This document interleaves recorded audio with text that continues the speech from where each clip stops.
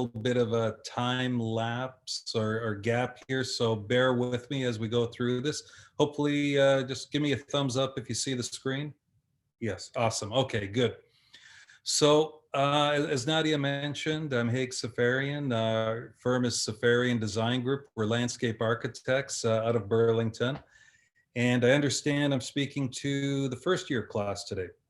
So, what I thought we would do is I'll just give you a really short biography of who I am, where I come from, and how I got into this. And then we'll go into a bit of the company profile, review, process. I think that's really important. Um, and then we'll look at some projects. I'm hoping that from this that you will see a common denominator throughout all the projects.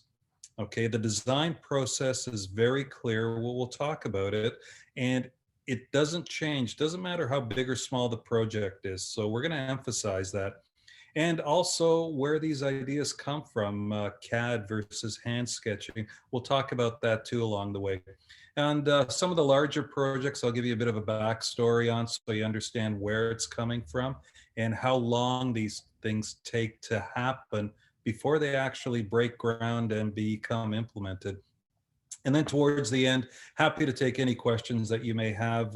Nothing's off limits here, guys. So feel free to let me know your thoughts and whatever I can share. So I thought just very quickly, I'd start the quote from our buddy Albert here. Um,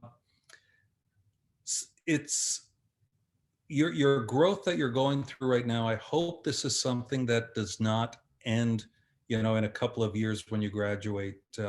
Certainly, I'm still learning every day. In fact, I'm at a point now where I'm actually now considering perhaps going further, doing a PhD in design as well. Just constantly, I want to learn more, and I feel that there's more that I can be giving back. And in order to do that, I need to absorb more knowledge as well. So anyway, all this to say, school, once you're out of Guelph, isn't the end of it. That's really just the beginning for you. I'm originally from Hamilton. Maybe some of you are from the area as well or thereabouts. You'll recognize Hess Village and some of the waterfront that's developing now. Incredibly exciting place. Guess earlier known as the Hammer back when I was a kid, but is certainly developing into a much larger community now. Back in the 80s, I spent half the 80s at Guelph doing my undergrad there, my BLA. And I was just speaking with Shirley a moment ago. Back in those days, it was a 5-year program, not a 4-year. And they only took 25 students a year, period. It was a pretty rigorous process to get through and get accepted to get in. So even then, I remember with 25 students in 5 years, how difficult it was to get all of the knowledge we needed. So hats off to all of you for really persevering through this, and add COVID to the mix, which we never had. I know it's got to be difficult for you, but you got to persevere. You got to figure out ways. Don't wait to be taught. Figure out how you can learn. Okay, the onus is on you as well here. So part of the 5-year program when I was there, the 4th year, I remember I felt like I came full circle in the program, got to know all the professors fairly well, and it kind of hit me that everyone had their individual flair. And I knew what I needed to do if I wanted an A, by any particular professor. So it kind of took the challenge out of it for me that year. So at that point, I spoke to our director of landscape architecture there and asked if there would be an opportunity to go abroad for a year and study at another institution. So long story short, I ended up in California for my 4th year, and at Cal Poly, the School of Environmental Design there. Incredible experience, a ton of pressure. It was probably 3 times as hard as it was here for me just because of the circumstances. but an experience that I could never probably have gotten anywhere else. So it might be something you want to consider, depending on where you are, where you're going. Not certainly Cal Poly, but there are other opportunities as well. So you may want to consider that down the road. When I got back, um, opportunity knocked. I ended up doing some teaching at Humber College, did some work at Ryerson as well. And then it was shortly after that, it was in 92, I decided it was time to open up my own practice. And at that time, it was just me in my basement, and it finally grew into what we have today. We're 10 people today, and we're made up of landscape architects and landscape designers. Um, Throughout that process, kind of opportunities were presenting themselves to me. None of this is stuff that I ever trained for or really wanted to get into. It just kind of happened. A new channel was presenting itself, HG at that time in Canada. And before I knew it, these shows that you see on the screen, there are shows that I was either hosting or just on as a guest for some, I was being asked by the hosts of those shows. It was a lot of fun. Garden architecture was probably the biggest one. That one ran, we filmed for 5 years, and it gave an opportunity. It was a very different show. They let me have some fun with it. So it wasn't about this whole kind of weekend calling your buddies, case of beer and pizza, and you're going to do a 50K landscape job with your pals. That just doesn't happen. This allowed me the opportunity to actually talk about design elements, principles, talk about form composition. Every show we had on landscape architects, I was calling on my friends, all my colleagues to be guests on the show. And we looked at their project and discussed why, the design was taking a certain shape, and, the views that were created. Very different from today's HGTV. The stuff today really doesn't interest me that much. But any event, that created opportunities, and that led into, I got a phone call one day from New York, McGraw Hill, saying your show's doing quite well down here in the States, or consider writing a book. I thought, wow, yeah, let's go. Um, Tell me what you want. And so, what I thought would be a 4-month process, I'm still trying to run a business at the same time. It ended up taking inside of 2 years to finally get out the door. Uh, a great experience, and potentially down the road, I'm happy to do a follow up. But this one is out there. It's on Amazon if anyone's interested. I don't get any money for it. Those days are gone, so I'm not doing a pitch for my own pocket here. But on that book, or within the book, I've certainly discussed all the hard materials, the design process. I thought I did a fairly good job with it. So let's fast forward to the company itself. As I said, we're located in Burlington. Um, all of the profile that you're seeing right now, you can go to our website and get all the information, the history, approach, culture, the ethos, all that you can get from our website. I'm not going to go through that, but it's taken a lot of time to help develop those thoughts that we're presenting now, our philosophy. This is our mission statement. This was an interesting process. It's not me coming up with these words. We had a full working session. It went on for quite some time, and it involved all of our staff. And we thought, why are we in business? Why do we exist? And it was all these bullets that we put together that helped us develop this sentence. We exist to harness the superpower of landscape architecture to create experiences that provoke a profound connection to our environment. We felt that encapsulates everything that we do. Every company is different. Everyone has a different approach. This just happens to be ours. So over the past year, we have divided the company into 3 distinct divisions. It started off as just me kind of heading everything. And if you don't already know, you will learn soon enough. there's only so many hours in a day. I'm sure you know that with your final projects, your deadline looming in the near horizon. So there's only so much you can do. So in order to become a company with a good reputation, what you do is you surround yourself with very talented individuals.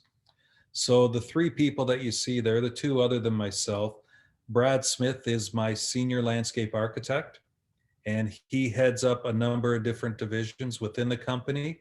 And then Carolina Schmidt is a landscape designer. She comes from an architectural background in Brazil. And within the next year, she will have her accreditation as a landscape architect here as well.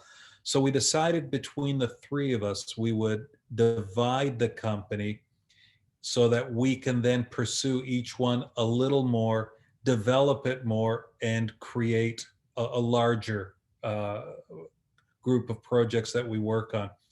And the way we divided that was, what aspects of landscape architecture excite you? And for me, it was always, when I first got into landscape, it was always residential work that excited me. I spent 10 years at Aldershot Landscape working in the field and then working my way up into the office. So I did 90% of my work there was residential, and that really what drew me into the business initially. It grew into other divisions that you're going to see shortly. So I immediately took residential estate planning, and I'll show you as well the whole 3D end of things. Animation is something we did a long time ago, let it go, and I've decided I need to bring it back in a big way. So I'll be touching on that today too. So my areas are what you see here, predominantly estate planning, 3D rendering, and am new adding to this list. We're getting into sports fields now as well, so I'll be adding that to my list. Brad, you can see on your left-hand side of your screen all the different areas. Predominantly ecological parks are his bailiwick, his what pulls him into the office every day. And then Carolina, condominium, she has her green rooftop accreditation. She's probably done close to 200 schools and playgrounds for us. Um, Plazas, squares as well. So between the three of us, we divide up the projects that come in, and then we engage staff on those projects as well. So that's the hierarchy from the top down. We've applied for a number of awards in the past. You'll see some of them here. We're proud to say the efforts that go into the projects that we're doing pay off. It's nice to be recognized for the work that we do. So I talked earlier about design process. I think we need to start there, because everything you're going to see from this point forward follows exactly what you're seeing in front of you. Okay, the design process. A lot of what I'm talking about this afternoon, if you haven't been exposed to yet in school, you will be. This screen will never change. Doesn't matter where you go in the world, what language you speak, what culture you're in, this will never change.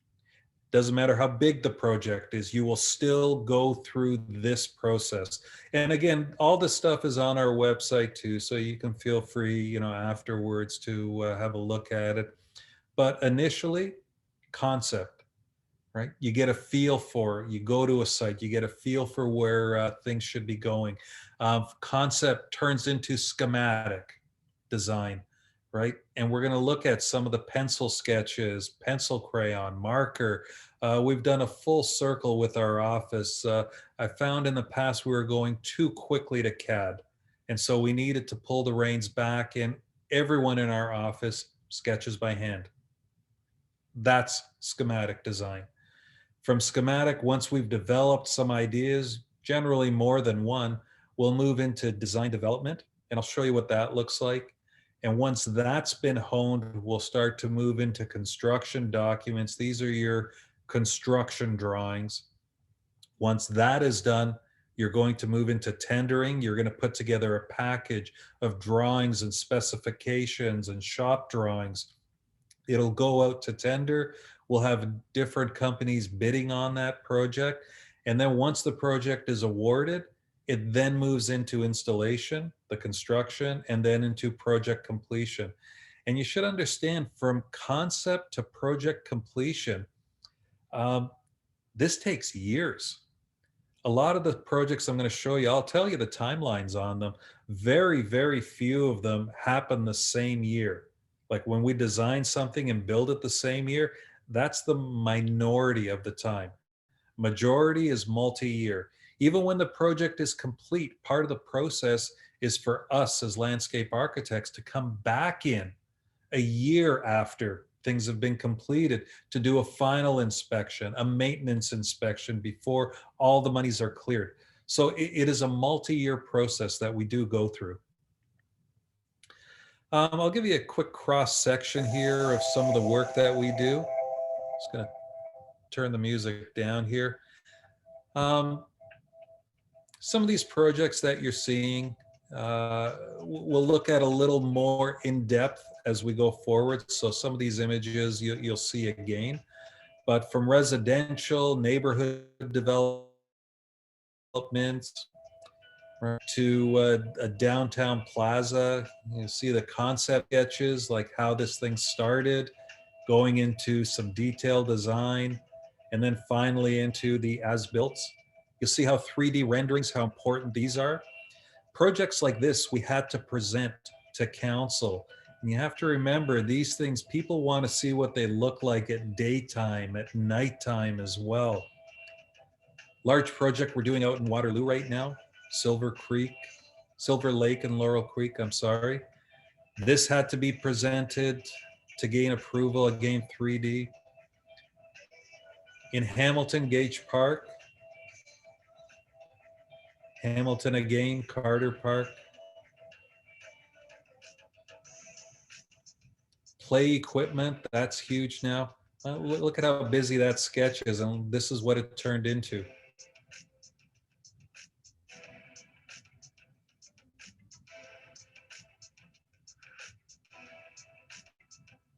Do some master planning. Brad from our office spent close to 2 years mapping out the trailway system for the city of Hamilton for bicycles. Landscape Ontario master plan. I'm going to take a closer look at this shortly as well. This is currently in development. Commercial developments in Burlington. Playgrounds. McMaster University, we did a huge study there, multi-year study on the residences, the layout, the gateway. Schools, playgrounds, we've been doing this for the past 10 years now.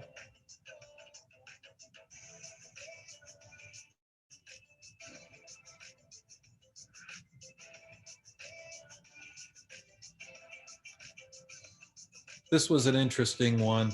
We'll take a closer look at an old railway system that Cayuga did not want to use anymore, so we connected it into a trail system. So I'm trying to give you an idea that it's not just, even though I'm doing residential work, this is much more than residential.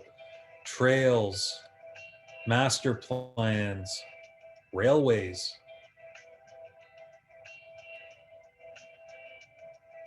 This was our first outdoor skate park in Waterdown.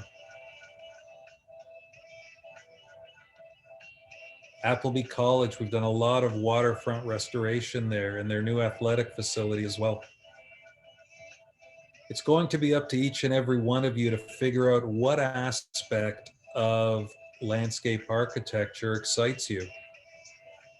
And you'll end up doing a lot of different things before you figure out which part of it you want to continue.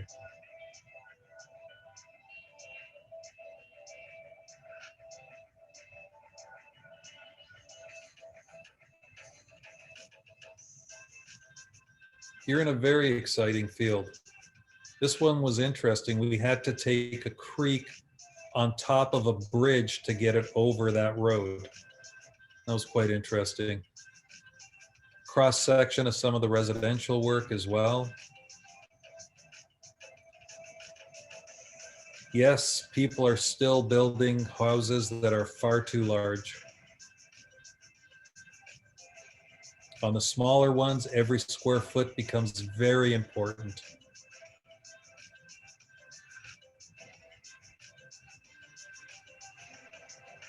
Little sketch up ideas on where the pool was going before it went into implementation.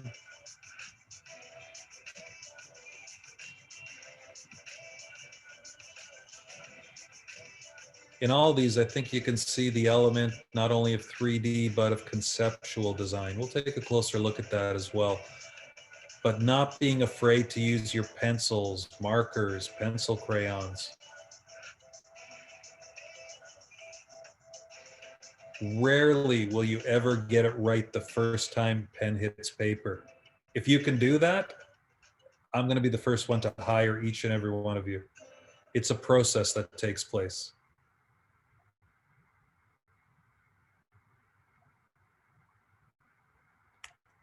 Oops, okay. There we go.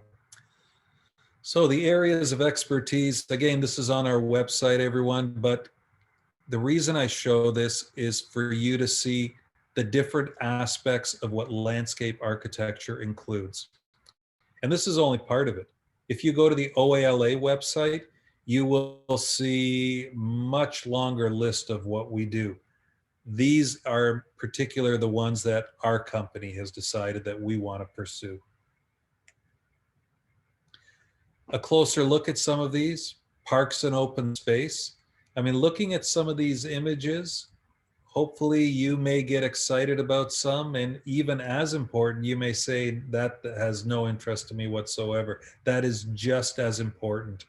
And in each one of these, you'll see the element of conceptual sketching, pencil crayons as well, to get from that stage to final implementation.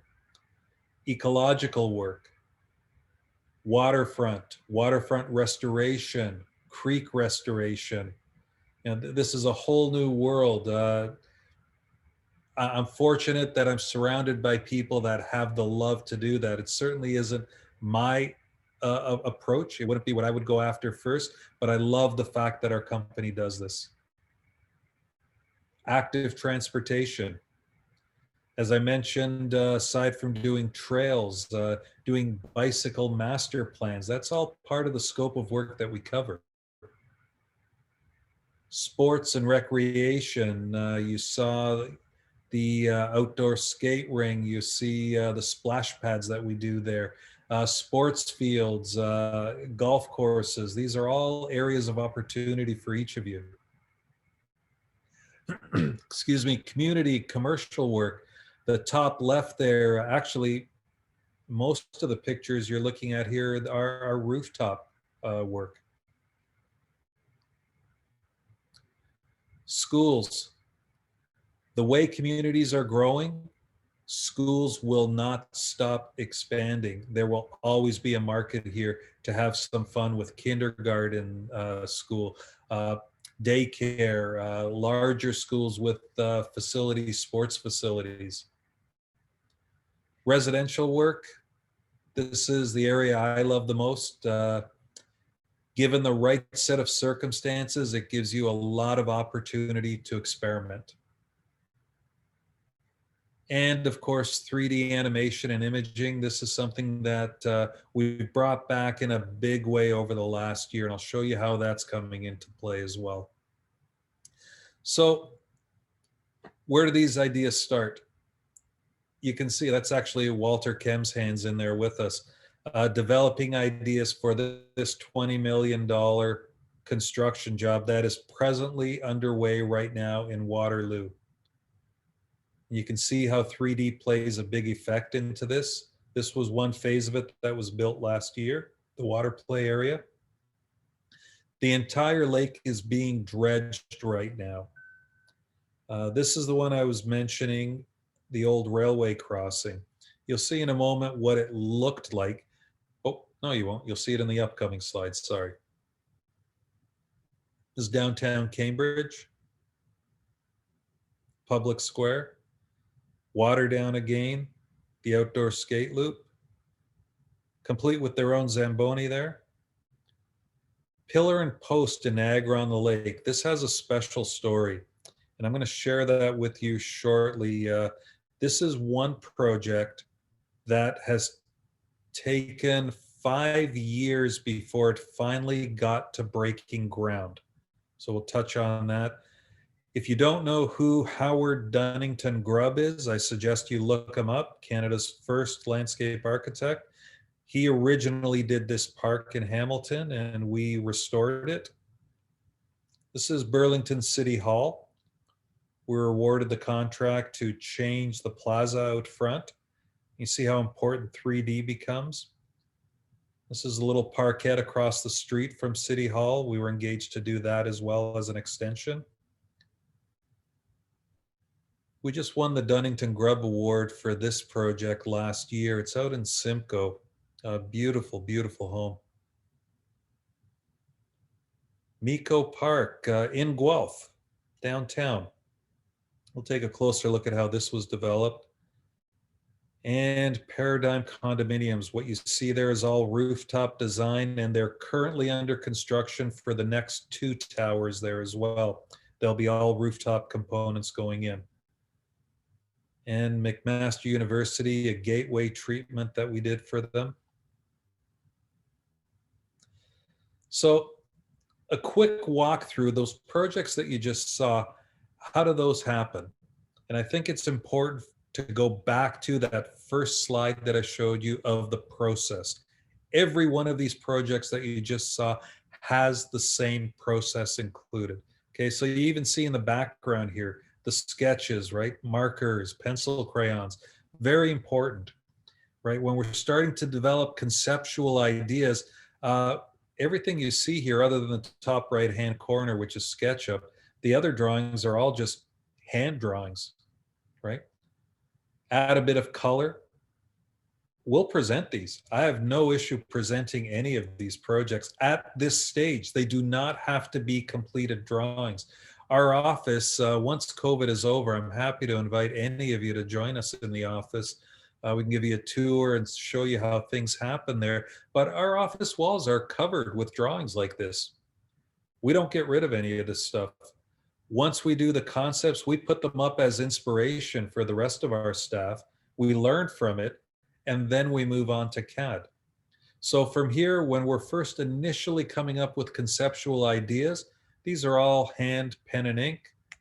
We'll start to move into design development. You'll remember that next box. What you're looking at, these are all pencil sketches right now. Okay, we're trying to take that concept and further the design development and figure out, put the scale on the drawings now and figure out, okay, how wide is that patio, that walkway? How big is that pool, the boulders? What's it going to look like? What if we did a cross section, like in the bottom right-hand corner? What is that cabana going to look like behind the pool? You see the cutaway there. So we're starting to figure out the details for this project. Once we've done that, and only then, there's some more examples of it. Again, we just plaster our walls with this stuff. It's just acts as inspiration. But once we figure out all those details, it's only then we'll bring it into CAD. Okay, don't waste your time designing in CAD. Okay, you're literally wasting your time. We have stopped all of our staff from doing that, especially the juniors that are coming out of school. They're trying to impress, and they're working on CAD to, I guess, kind of show off abilities. We're not interested in that.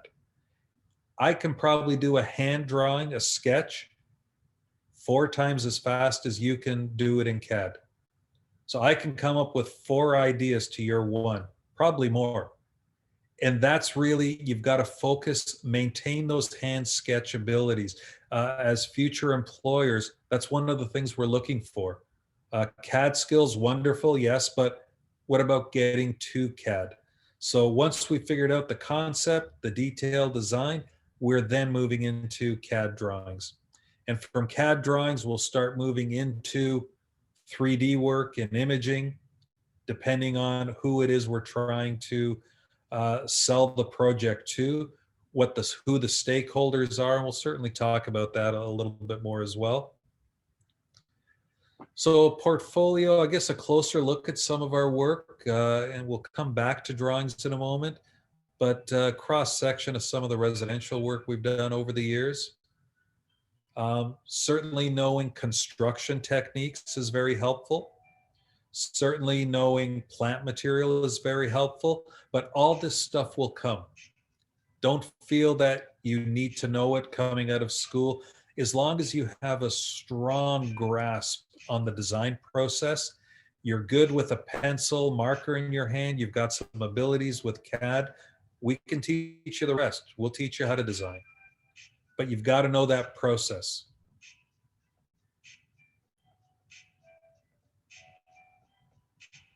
While you're looking at these two, I think it's important that you put in the back of your mind. We just ran into this last week with COVID, people working at home. It becomes a little more difficult to get projects out on a deadline, but COVID is no excuse. Clients will drop you. They drop us. If you can't meet deadlines, they don't care about COVID. They'll find somebody who can do that. So it truly is extremely important when you come out of school, even when you're in school for that matter, when you're given a deadline on a project, unless you've got a death in the family, no one cares about an extension. They will wave goodbye to you and they'll hire somebody else. And I say that because I know it's easy to ask for an extension on projects, but I urge you, do not get in the habit of that.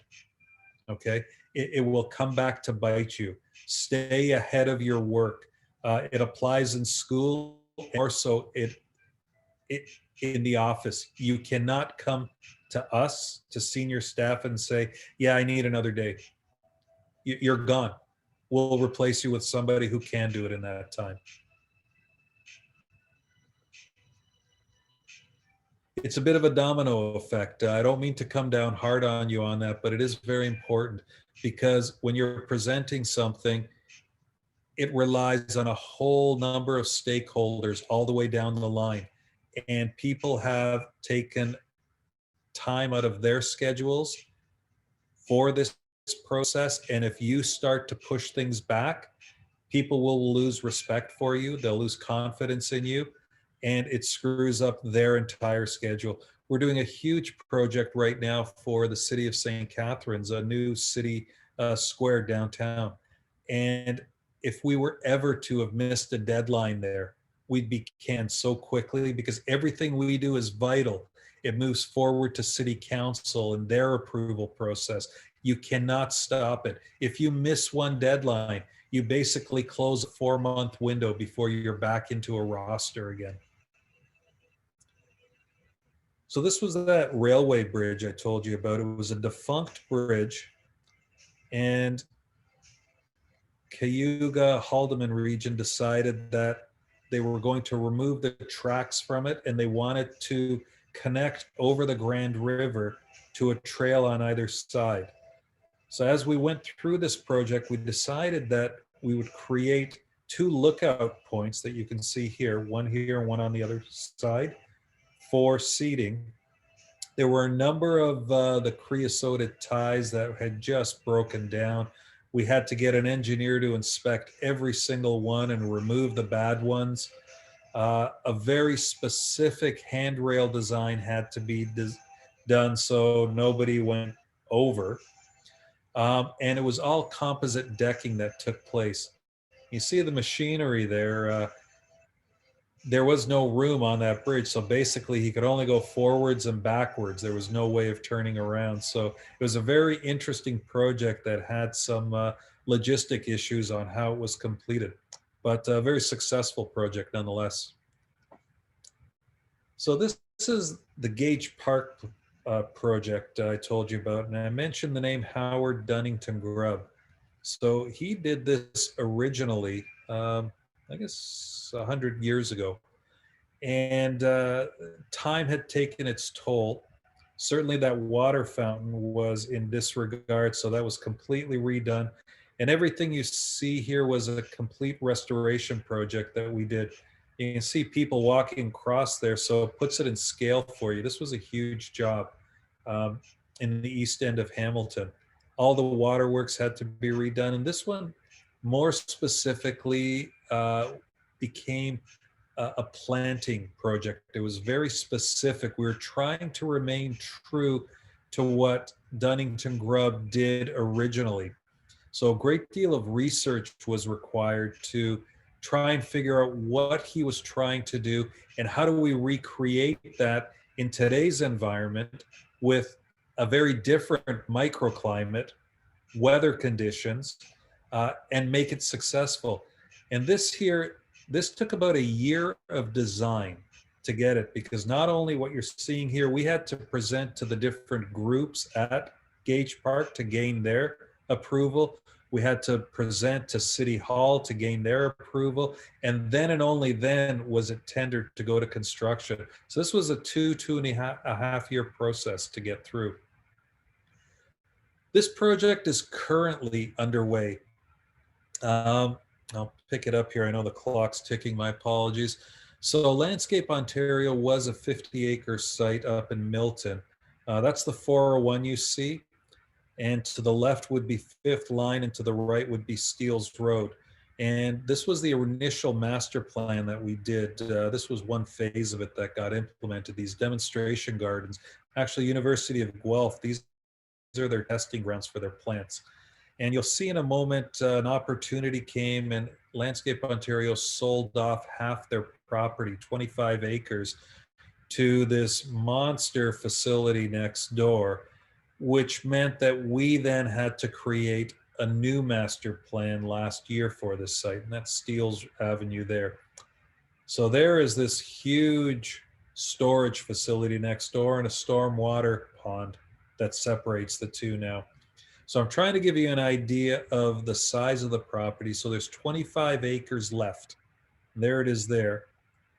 And so how best can this be utilized? It's supposed to be a teaching facility for the membership, for students, and for the general public.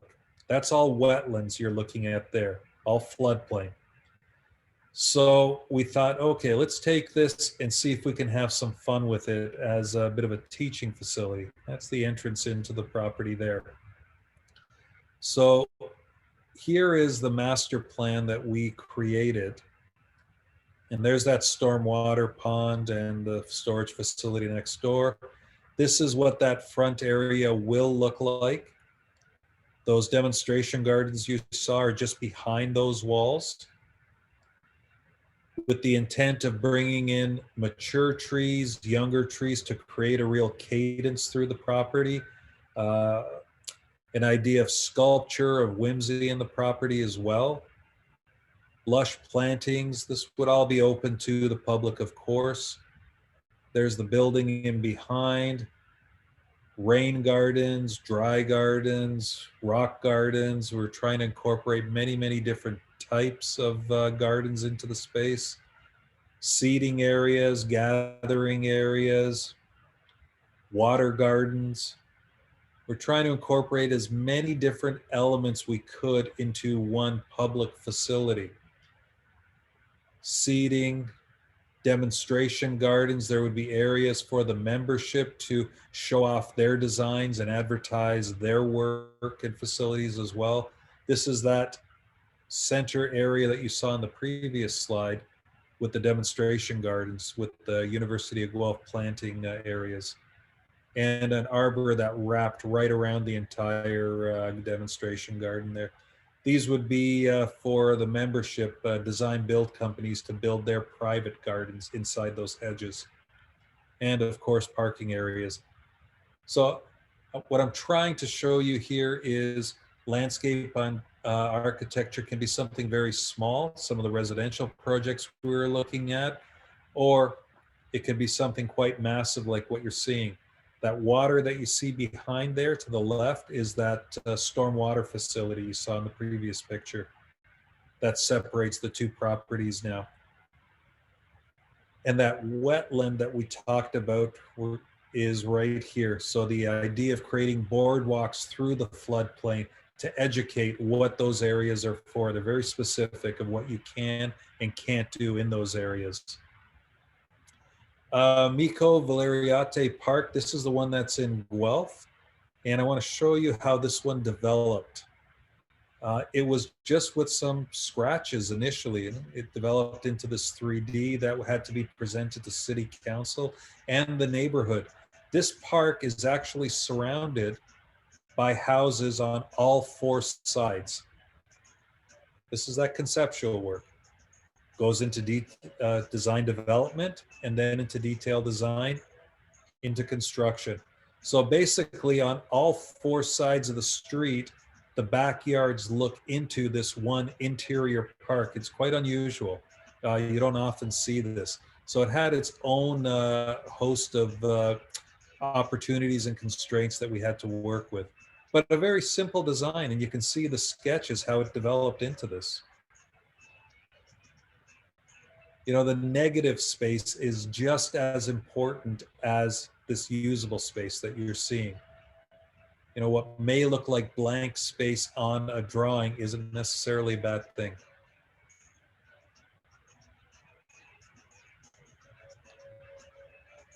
I know I'm running tight, Nadia. I'm getting to the end here.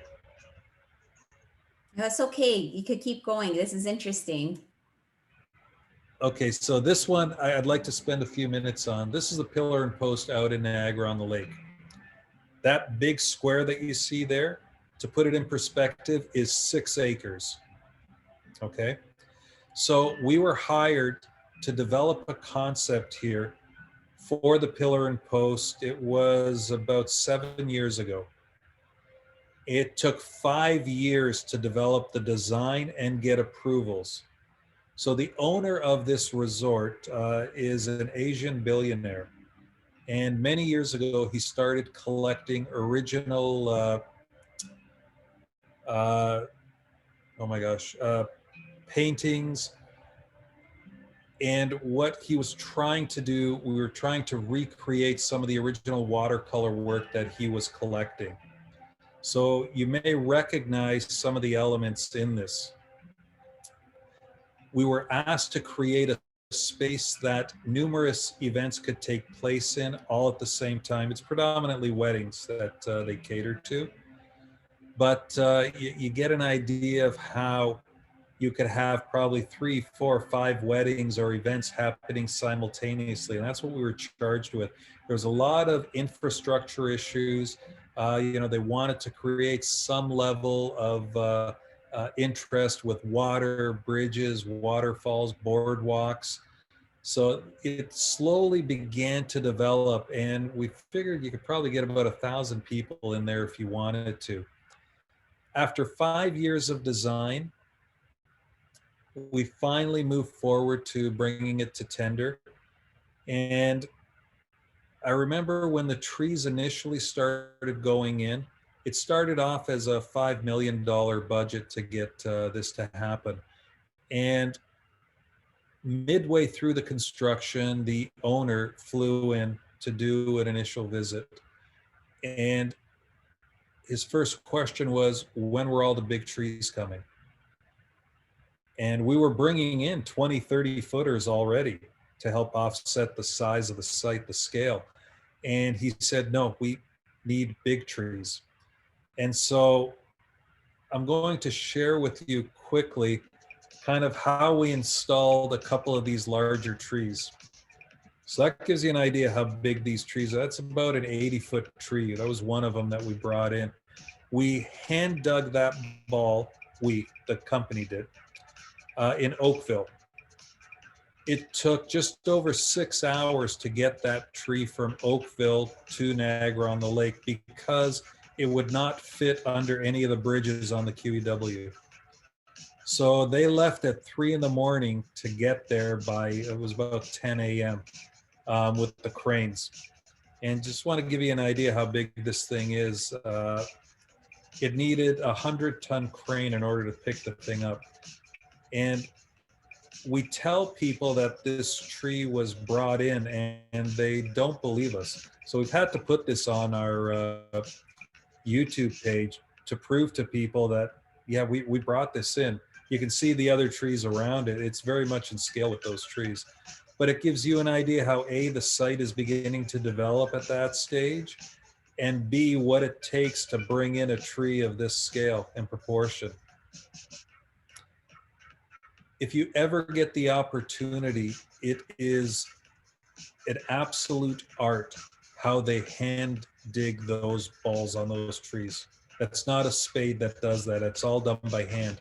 All that roping that you see is also by hand. It's a true art to do that.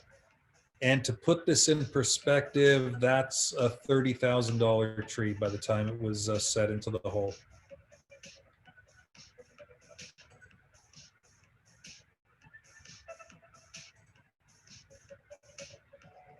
So again, all this to say that along the way, design is only one aspect of what we do. Understanding construction and horticulture, also another large aspect of this. You can see how the design is slowly starting to come together as well.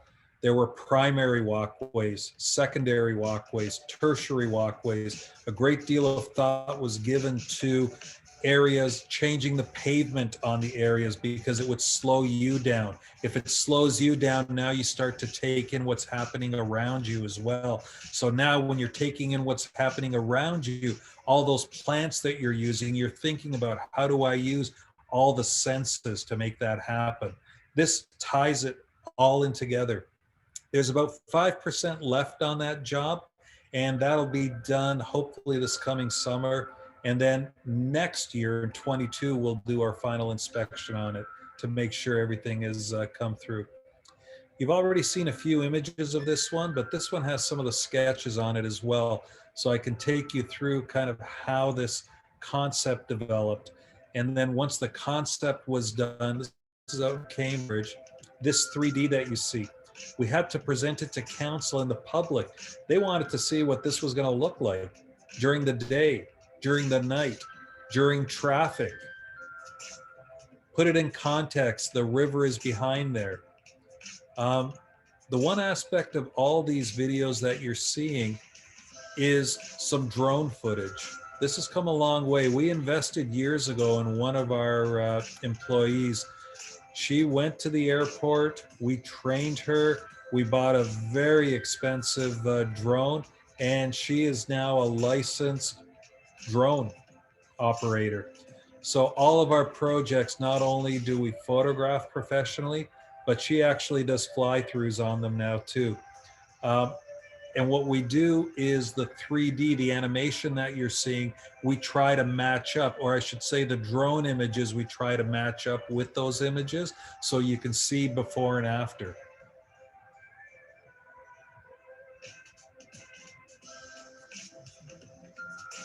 Daytime, nighttime, shadows, even at night, shadows become very important. Lighting becomes important, irrigation. These are all consultants that you'll have to work with, engineers, civil, structural. It all works as a team to make something happen like this. It's not just landscape architecture that makes this come to life. And again, this took over 2 years to put together. You want to believe it happens over the winter and it's built that year. It's really not the case. And I think I'm just on the last two here now, Nadia. This was that large residential project we did out in Simcoe. And I'm showing this one again because not only was it a spectacular project, and I'm not patting ourselves on the back, the property was stunning. It was a century home built late 1800s. And all the trees that you see here, 90% of the trees, I should say, are all trees we brought in. Just like the previous image you saw with the crane, we did the same thing here. There was no privacy from the neighbors. So, and these clients were fortunate enough to say, we're not waiting 20 years for the trees to grow in. Make it happen today. So we craned in all these trees. If there's a budget, there's a way to do it. So everything you see here, everything except for 2 of those trees we're all craned in to make it happen. That was a 3-year project, a year of design and 2 years of construction to make happen. And then, oh, you know what? I know you guys are on a clock, so I'm just going to hop over a couple of these. And I'm just going to go to this last one here very quickly. Okay. This is one that never got built. It's out in the bridle path, and property just sold for $22 million. I know it's a ridiculous amount of money. And our drawings got sold with the project. So our hope is that this will still happen. It's a huge, huge residential property, but you can see the amount of design work and detailing that goes in. And it was this type of thing, this animation, that helps sell the project, helps sell the landscape. So this is one of the reasons we've really brought it back full circle in terms of doing 3D work. I find it's very important in any project that we do.